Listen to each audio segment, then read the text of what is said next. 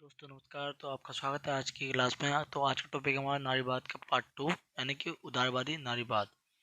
इसको समझने से पहले हम ये समझें कि हमने पिछली वीडियो में क्या सीखा था। तो हमारी पिछली वीडियो नारीवाद के ऊपर थी। तो नारीवाद में हमने ये पढ़ा था कि आखिर नारीवाद है क्या। तो मैंने आपको बताया नारीवाद एक आंदोलन है, एक अवधारणा है जो विशेषकर नारियों के लिए थी, महिलाओं के लिए थी, उनके बचाव के लिए थी।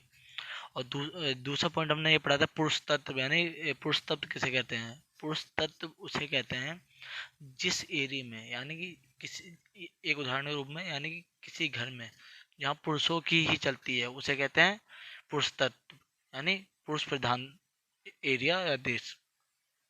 और मातृत्व में आपको मैंने ये बताया था कि कि महिला होती क्या है। महिला एक शांत होती है और सभी रिश्ते अच्छे से निभाना जानती है, और जिसके कारण वह पुरुषों के प्रति लगाव रखती है और पुरुष तत्व के दबाव में रहती है।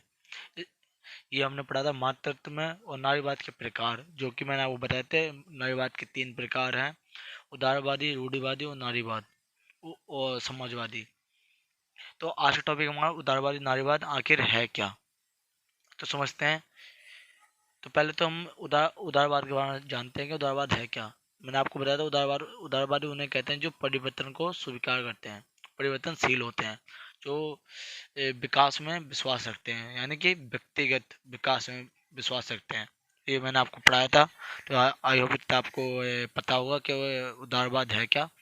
और उदारवादी नारीवाद है क्या, अब मैं बताता हूँ आपको।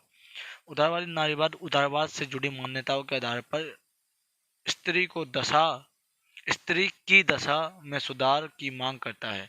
इधर को की जगह की होना चाहिए, जो मिस्टेक हो गई है।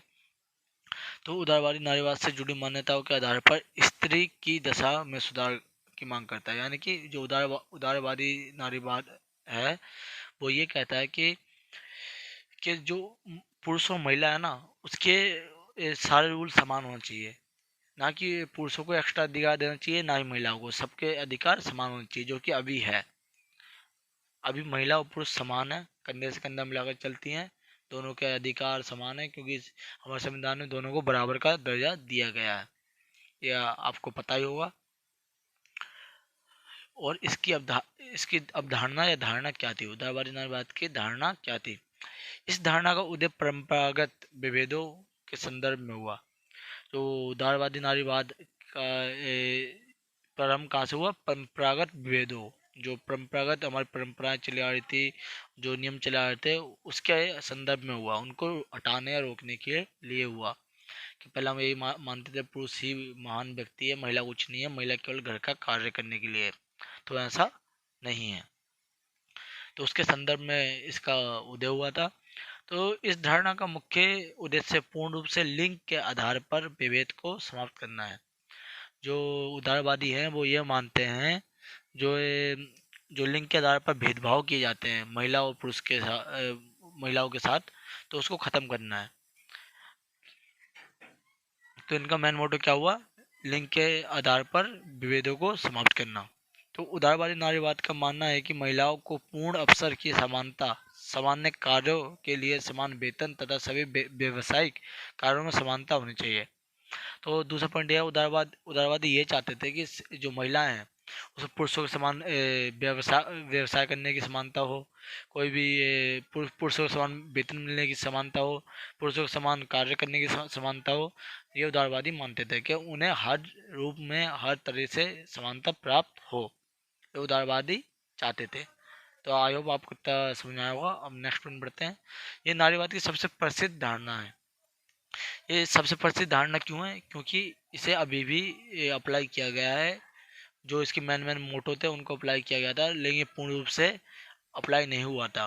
जहाँ तक कि आप देखते हो अभी नारियों को हर चीज़, महिलाओं को हर चीज़ में सुविधाएं प्राप्त हो गई हैं और समान दर्जा मिल चुका है, चाहे वो व्यवसाय हो, चाहे वो कोई जॉब हो या कोई कार्य हो।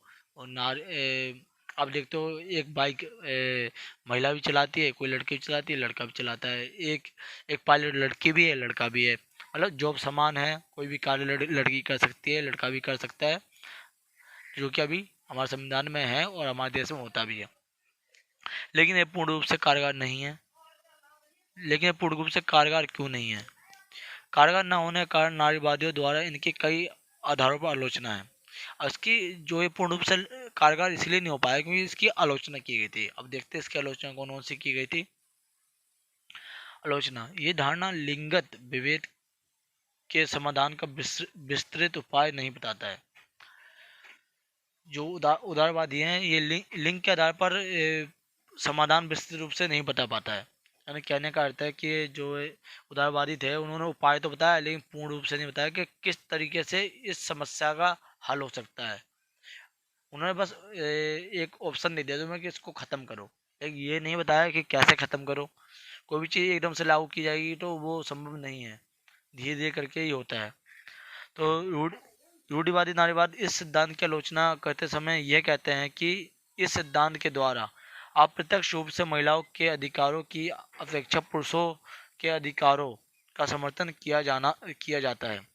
जो रूढ़िवादी नारीवाद का सिद्धांत इस बात की आलोचना करते हैं कि अप्रत्यक्ष रूप से महिलाओं के अधिकारों की अपेक्षा पुरुषों के अधिकारों का समर्थन किया जाता है। इसका कहने का अर्थ है कि इस सिद्धांत में पूर्ण रूप से महिलाओं का समर्थन नहीं किया गया है, जबकि ऐसा नहीं है। इसमें इनका कहना है अप्रत्यक्ष रूप से महिलाओं के अधिकारों की अपेक्षा पुरुषों के अधिकारों का समर्थन किया गया है।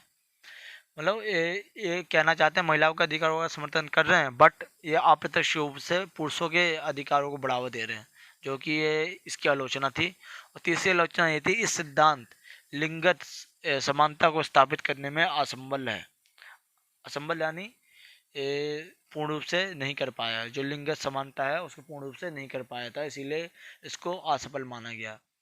तो ये था हमारा उदारवादी नारीवाद। आखिर ये है क्या? आई होप आपको एक छोटा सा टॉपिक समझ में आ गया होगा। तो नेक्स्ट वीडियो में आपको मिलते हैं। थैंक्स फॉर वॉचिंग, और लाइक सब्सक्राइब और कमेंट करना ना भूलें।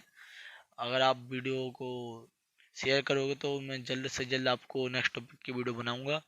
इसलिए आप सपोर्ट करने की कोशिश कीजिए ताकि मुझे भी पढ़ाने में मज़ा आए, अदरवाइज वीडियो बनाने का मेरा कोई फ़ायदा नहीं है। तो थैंक यू, नेक्स्ट वीडियो में मिलते हैं आपको।